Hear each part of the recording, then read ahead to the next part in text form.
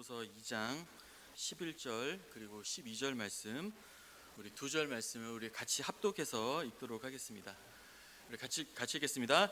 모든 사람에게 구원을 주시는 하나님의 은혜가 나타나 우리를 양육하시되 경건하지 않은 것과 이 세상 정욕을 다 버리고 신중함과 의로움과 경건함으로 이 세상에 살고. 아멘. 한 번은 청년들과 밥 먹으려고 식당에 가서 음식을 주문하기 시작했습니다. 그때 한 친구가 하는 말이, 목사님 뭐 드실래요? 난 다 좋아, 뭐 먹을까? 그랬더니 또 다른 친구가, 나도 아무거나. 또 다른 사람이, 나도 다 좋은데. 그랬더니 또 다른 사람이, 저도 결정장애라 뭐 먹을까요? 그렇게 한참을 결정을 못하고 한 사람 웃었던 적이 있습니다. 결정장애라는 말 들어보셨습니까? 결정장애란 망설이기만 하고 결정을 잘 못하는 그런 성격을 가리키는 그러한 오래전에 만들어진 신조어인데요. 특히 복잡하고 선택의 폭이 넓은 그런 현대사회에서 많이 나타나는 그러한 모습이라고 합니다. 제목을 결정장애 NO라고 정한 이유는 신앙생활에서도 이처럼 우리가 잘 결정을 못하고 이렇게 할 때가 있다, 결정장애가 있다라는 것이죠. 특히 노를 못하는 경우가 있다라는 것입니다. 우리가 일상생활에서 잘 결정 못하는 것은 여러분 괜찮습니다. 그것이 장애는 아닙니다. 그야말로 성격 차이죠. 오히려 양보의 미덕이기도 하고요, 남을 배려하는 것입니다. 하지만 신앙생활에서 우리가 노라는 결정을 잘 못한다고 하는 것은 아주 심각한 문제가 될 수 있다는 것이죠. 극단적인 예로, 좀 이건 다른 예지만, 내 자녀들이 담배 필 거냐 안 필 거냐라는 선택의 기로에서 담배 노라고 결정하지 못한다고 한다면 부모의 마음은 어떨까요? 너 마음대로 해, 괜찮아, 얼마든지 자유롭게 너 뜻대로 해. 여러분 그러시겠습니까? 아이를 양육하는 그 입장이 저라면은 저로서는 억장이 무너질 것 같아요. 어디서 담배 배워가지고 살살 피고 있다면 제 마음이 무너질 것입니다. 하나님도요, 우리를 양육하시는 분이십니다. 우리를 양육하는 참 부모가 우리 하나님 아버지시기 때문에 우리 아버지의 마음도 이와 같다는 것이죠. 11절 12절인데요 모든 사람에게 구원을 주시는 하나님의 은혜가 나타나 우리를 양육하시되, 즉 우리가 예수 믿고 구원받아 하나님의 자녀가 되었다면 하나님의 그 양육하시는 은혜를 우리가 받고 지금 있다라는 것입니다. 그러면 좌우로 인사할까요? 우리는 하나님의 양육을 받고 있습니다. 우리가 이것을 기억해야 됩니다. 우리는 지금 나 혼자 독립해서 혼자 사는 게 아니고요, 하나님 아버지, 우리는 양육을 받고 있다고요. 그런데 시간이 흘러도 계속해서 하나님이 원치 않은 일에 NO라고 우리가 결정하지 못하고 산다면 우리를 양육하신 하나님 입장에서 너무나 그것은요, 너 자유롭게 괜찮아, 이런 것은 절대 아니라는 것이죠. 심각한 근심의 상태에 우리 하나님 계실 수밖에 없다라는 것입니다. 에베소 4장 30절에 보니까 하나님의 성령을 근심하게 하지 말아라, 마치 주님의 마음은 이렇다라는 것이죠. 오늘 본문은 그리스도인을 향해서 어떤 것에는 예스하고 어떤 것은 노해야 된다라고 말씀해 주는 본문인데요, 오늘은 특히 준비하다 보니까 너무 길어져가지고 오늘은 노에 대한 부분만 세 가지로 짧게 살펴보고 예스는 언제가 될지 다음에 나누도록 하겠습니다. 첫 번째로, 노할 수 있도록 섬기는 양육자로서 살아갑시다라는 것입니다. 하나님께서 우리를 양육하시는 목적이 무엇일까요? 12절에 보니까 우리를 양육하시되 경건하지 않은 것과 이상의 정욕은 다 버리고 또 신중함과 의로움과 경건으로는 이 세상에 살고, 이것을 위해서라는 것이에요. 즉 다 버리고, 무엇을 버릴지 분별하며 살아가도록 우리를 양육하신다라는 것이고, 다시 말해 어떤 것들에 대해서는 노하며 살 수 있도록 우리를 그렇게 양육하신다는 것입니다. 또한 이 세상에 살고, 이건 또 무엇입니까? 어떤 것에는 예스 하면서 그렇게 살아가도록 우리를 그렇게 양육하신다라는 것이에요. 저도 부모님께 양육을 받았습니다. 생각해 보니까 또 여러 교육자들이 생각이 납니다. 여러 교육자들에게 양육을 받았습니다. 그 얼굴과 그 어디서 뭐 하는지까지 저는 다 기억하고 있어요. 또 여러 교사분들이 기억이 나요. 많은 교사들 중에 그 중에 특히 저를 양육하셨다라고 생각이 되어진 몇 분이 또 기억에 남습니다. 여기서 중요한 것은 모두가 양육자는 아니라는 것이에요. 양육의 결과는 무엇이었을까요? 바르게 노할 수 있도록 저는 지금까지 배워왔던 것 같아요. 거짓말이나 욕설이 나쁜 말은 제가 노할 수 있도록 그렇게 여러 가지로 가르쳐 양육해 주셨습니다. 신앙생활에 방해가 되는 일에 대해서는 노하도록, 급하게 결정하고 행동하는 것에 대해서 노하도록, 싸우고 분노하고 그렇게 하는 것에 대해서 노하도록, 그렇게 저는 꾸중도 들었습니다. 저 어렸을 때는 굉장히 꾸중을 많이 들었던 것 같아요. 그때 문화는 그랬죠. 여기 그 장애자에서 여러분 깍지 끼고 엎드려 보셨습니까? 제가 어렸을 때는 그러면서도 이렇게 교육을 받았던 것 같아요. 회초리로 맞기도 했어요. 그렇게 교육을 받기도 합니다.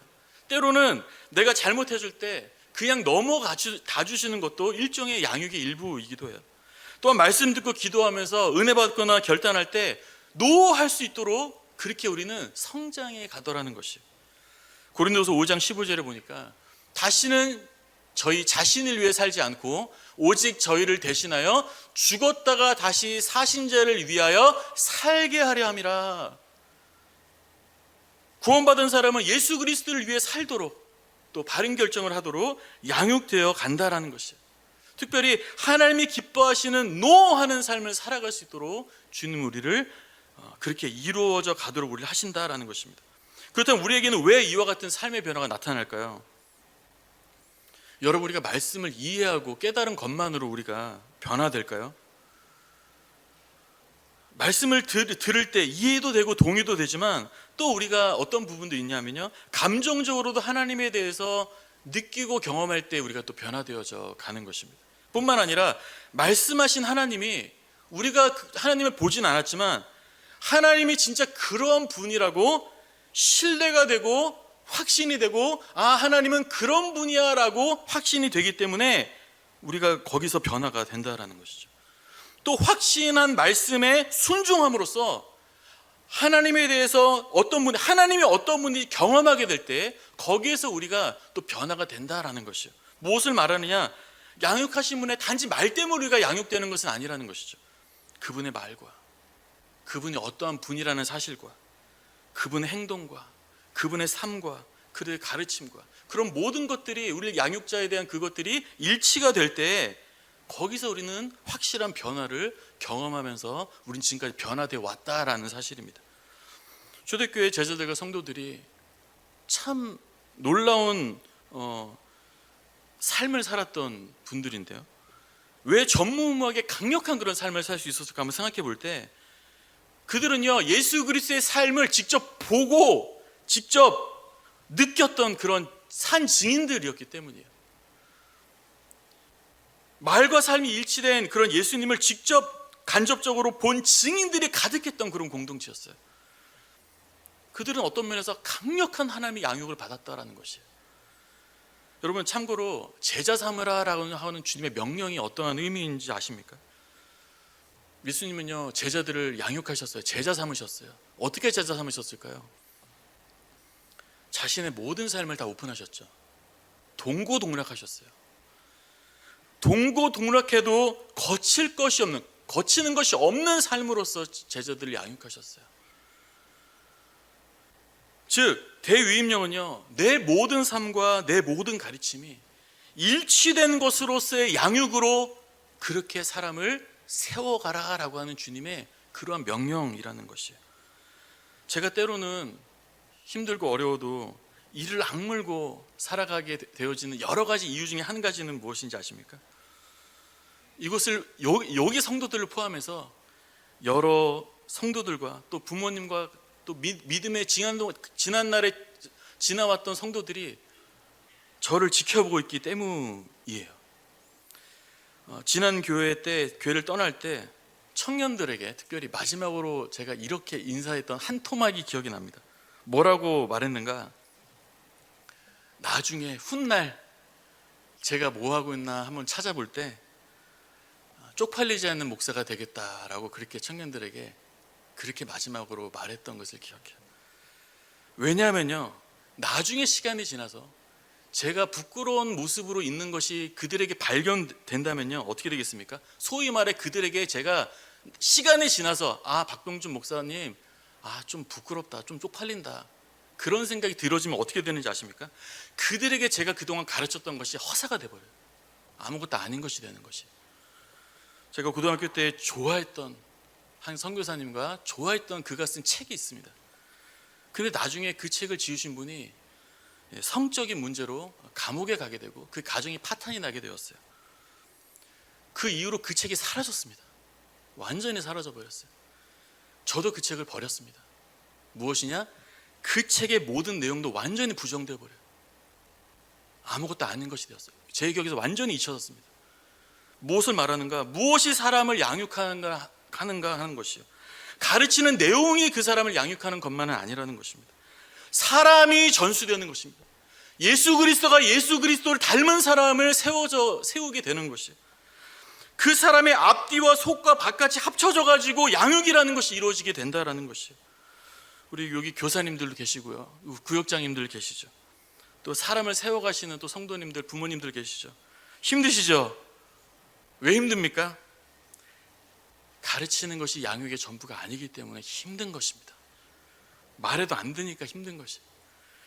말씀을 통과한 나라는 존재 전체가 그 사람에게 받아들여지는 그 시간과 일정의 과정들을 통해서 상대방이 양육되어져 가는 것이기 때문에 열매가 당장 보이지 않는 것이 어쩌면 당연한 것입니다. 예수님도 사는 날 동안에 열매를 많이 못 본 것을 아십니까?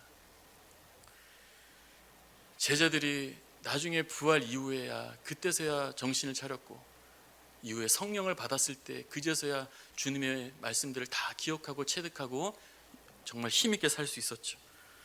그래서 자녀를 양육하는 것은 오래 걸리고 참 힘겨운 것이다 라는 생각을 요즘에 저도 절절하게 통감하면서 살고 있습니다. 그래서 다음 세대 사역이라고 하는 것은 오래 걸리는 것 같아요. 그래서 힘들고요. 그러나 포기하지 않으면 반드시 거두게 되는 것입니다. 시편 126편 6절에 울며 씨를 뿌리러 나가는 자는 반드시 기쁨으로 그 곡식단을 가지고 돌아오리로다. 우리가 당장의 열매가 보이지 않아서 힘겹고 어려워도요, 다음 주자가 거둘 것까지도 우리가 믿음으로 바라보면서 끝까지 우리가 주님 앞에서 살아내기에 힘쓰는 그런 저 여러분의 삶이 될 수 있기를 주님의 이름으로 축원합니다. 말과 삶이 일치되고 신앙과 삶이 일치가 되고 끝까지 이 삶을 주님 닮은 양육자로서의 삶을 살아가는 우리 구역자님과 교사들, 모든 리더들 될 수 있기를 주님의 이름으로 축원합니다. 그러면 마침내 우리의 대상자들이 주님이 미워하는 일에 노할 수 있는 사람으로 반드시 세워지게 될 줄을 믿습니다. 그렇다면 구체적으로 무엇에 노하며 살아가야 될까? 두 가지로 생각해 볼 때, 첫 번째, 경건하지 않은 것에 노하며 살아가야 됩니다.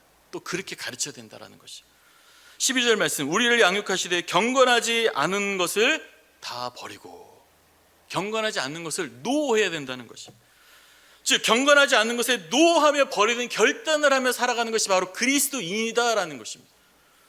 경건이란 무엇일까요? 우리가 언뜻 경건이라고 생각하면 기도하고 말씀은 어떤 거룩한 모습, 어떤 추상적인 어떤 것들을 생각할 수도 있습니다. 그러나 경건이란 아주 실제적인 삶을 가리키는 그런 말씀이에요. 그래서 어떤 주석가는 경건을 이렇게 정의합니다. 행동에 드러난 존경스러움이다. 한번 따르면 행동에 드러난 존경스러움이다. 이것을 어떤 주석가는 이것이 경건이다라고 그렇게 정의했어요. 즉 하나님께서는 우리에게 어떤 덕스러운 행위가 결국에는 나타나지는 것을 주님은 기대하신다는 것이. 따라서 경건하지 않는 것을 버리라라는 말씀은 존경할 만하지 않은 말과 표정이나 행동에 대해서 NO 하라는 것이, 덕스럽지 않은 그런 행동이나 우리의 태도에 대해서 NO 하라는 것이에요. 그러한 모습으로 자라가라. 주님 우리에게 굉장히 기대하고 계신다는 것이죠. 구체적으로 존경스럽지 않은 행동이 뭐가 있을까 한번 생각해 봤습니다. 대표적으로 이기적인 것은 존경스럽지 않습니다. 따라합니다. 이기적인 것은 존경스럽지 않습니다. 이기적인 것은 덕스럽지 않아요. 빌립보서 2장 3절에 보시면 아무 일에든지 다툼이나 허용을 하지 말고 오직 겸손한 마음으로 자기보다 남을 낮게 여겨라. 다른 말로 하면 나를 이기적으로 나를 높이는 게 아니라 남을 높게 여기고 나는 낮아져라라는 것이. 대표적으로 남을 깎아내리는 모습에는 뭐가 있는가? 깎아내리고 내가 이기적이 되는 모습으로는 무엇이 있는가? 대표적으로 비판하고 비난하는 말과 행동이 바로 이기적인 것이다. 따라하면 비판하고 비난하는 것이 이기적인 것이다. 우리가 굉장히 쉽게 유혹에 빠지는 것은, 저도 쉽게 넘어지는 것은 남을 뒤에서 험담하고 비판하는 것입니다. 그러나 남의 입장을 충분하게 생각하지 않고 비판하고 비난하는 것은요, 사실 나밖에 모르는 대표적인 모습이에요. 저 사람의 입장은 상관이 없는 거예요. 비판할 때는 아무 상관없는 거예요. 사실 비난하는 말과 동기는요, 나를 높이는 것이 있습니다. 그걸 통해 내가 높아지는 거예요. 내가 맞지. 저 사람은 틀렸어. 깔아 낮추는 거예요. 그러나 성경은 앞에서든 뒤에서든 존경스러운 말과 행동을 하는 것이, 그것이 은혜 받은 자다라고 말씀하고 있습니다. 또 남을 깎아내리는 이기적인 모습에는 무엇이 있는가? 한번 따라해보세요. 나를 은근히 자랑하는 말과 행동이 있다. 나를 자랑하는 것, 특별히 은근히 자랑하는 것도요, 이기적인 모습 중에 하나라는 것이. 남을 깎아내리는 것이. 저는 종종 이런 말을 합니다. 간증을 말하려면 구원 간증만 말해야 된다라는 말을 할 때가 있습니다. 왜냐하면 나는 간증이라 말하지만 사실은 간증이 아닌 경우가 굉장히 많이 있어요. 사실은 우리가 간증이라 말하는 많은 부분을 말할 때 상대방은 그 간증을 듣고 상처를 입을 때가 사실 굉장히 많이 있습니다. 그래서 저는 이렇게 말합니다. 우리가 간증을 말하려면 내가 받았어 라고 해서 끝나면 안 된다. 내가 받은 것 가지고 어떻게 변화되었다, 또는 그것 가지고 어떻게 살아냈다라고까지가 사실은 간증이다라고 그렇게 저는 종종 말합니다. 그래도 어떻게 우리가 자랑을 안 하면서 살 수는 없기 때문에 지혜롭게 자랑하는 방법을 좀 소개해 드리겠습니다. 이런 속담이 있습니다. 자식 자랑은 모르십니까? 자식 자랑은 어떻게 해라? 돈 내고 해라. 이런 말. 즉, 저 이렇게 말하고 싶어요. 자랑하려면 밥 사주면서 해라. 자랑하려거든 여러분 쏘면서 하시기를 바랍니다. 쏘면서, 쏘는 이유는 사실은 이런 일이 있었어 라는 것이죠. 남을 깎아내리는 또 다른 모습으로는 무엇이냐면요, 남을 무시하고 존중하지 않는 것은요, 이것은 이기적인 것이고 나를 자랑하는 것이고 상대방을 깎아내리는 것이에요. 대표적으로 무시하고 남을 존중하지 않는 모습이 경청하지 않는 것입니다. 남의 말을 듣지 않는 것이에요. 여러분, 우리가 무시하고 싶은 사람이 때로 있는데요, 어떤 모습이 나타나십니까? 첫째, 말을 아예 듣기도 싫어요. 마주치지도 않는데 무슨 말을 들을 기회가 있을까요? 마주치기도 싫고요, 말을 듣기도 싫은 것이. 두 번째, 어쩌다 말을 들을 기회가 있으면 안 듣습니다.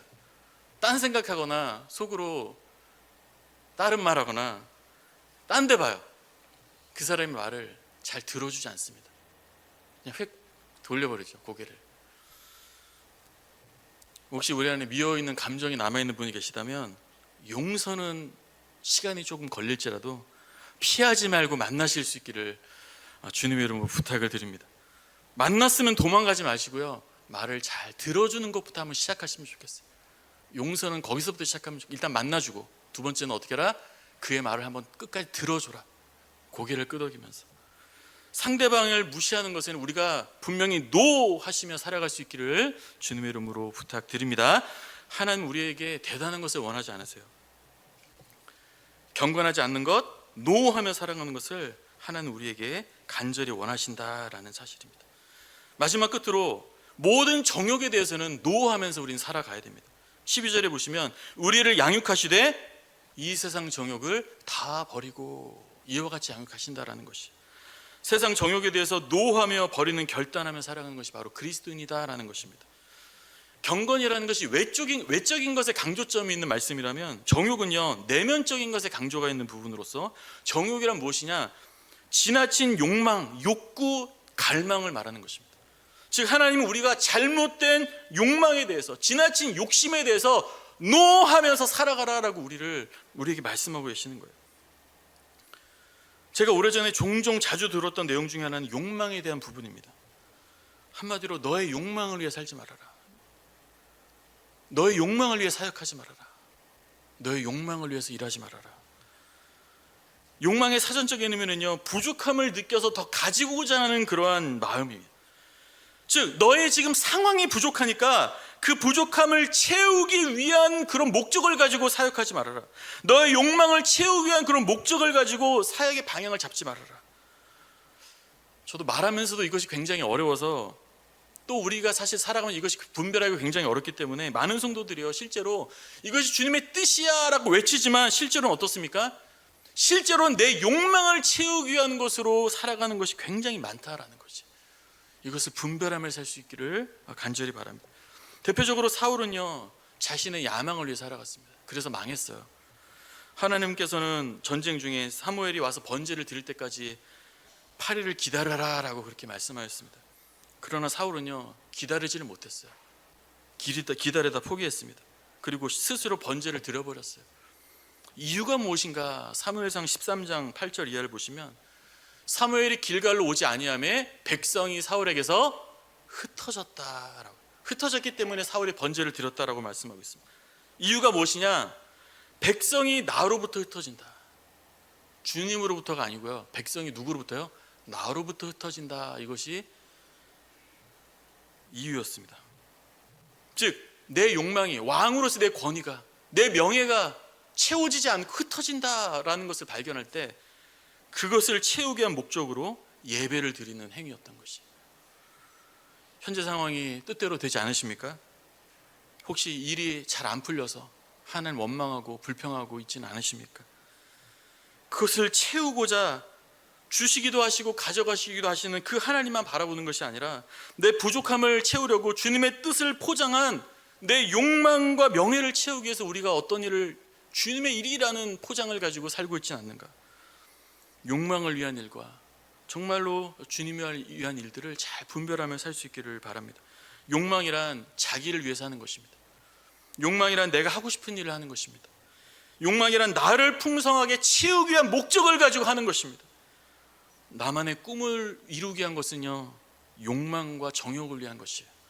그러나 주님이 원하시는 것은 무엇인가? 주님을 위해서 내 것을 내어 버리는 삶인 것이에요.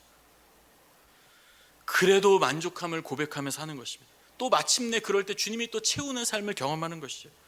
마가복음 8장 34절에 누구든지 나를 따라오려거든 자기를 부인하고 자기 십자가를 지고 나를 따를 것이니라 라고 주님은 말씀하고 있다는 사실. 너의 욕망을 위해 채우게 위해 살아가라라고 주님은 결코 말하신 적이 없습니다.